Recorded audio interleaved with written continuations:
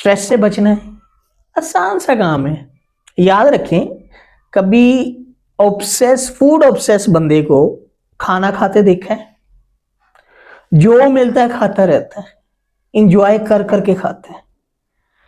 उसे पता होता है कि जो होगा देखा जाएगा, ज्यादा से ज्यादा क्या होगा, मोटा हो जाऊंगा तो कोई बात नहीं, ज्यादा से ज्यादा क्या होगा, किसी बड़ी बीमारी में मुब्तला हो जाऊंगा तो कोई बात नहीं, ज्यादा से ज्यादा क्या होगा, मर जाऊंगा तो कोई बात नहीं, मौत तो आनी है, बरहक है, डाइजेस्ट करता है। तो आप भी पता क्या किया करें, स्ट्रेस को डाइजेस्ट किया करें, इग्नोर करें, प्रेजेंट में जीना सीखें, फ्यूचर को छोड़ दें। प्रेजेंट अच्छा होगा तो फ्यूचर भी अच्छा होगा।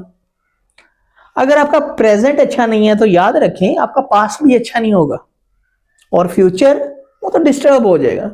तो आप फ्यूचर के बारे में सोच के अपना प्रेजेंट क्यों खराब कर रहे हो? उस बंदे की तरह सोचें कि खैर है, इग्नोर करो, मट्टी डालो, जो होगा देखा जाएगा। अपने मौजूदा कामों में मसरूफ रखो अपने आप को, तो आपका स्ट्रेस गायब हो जाएगा भाई, गायब हो जाएगा।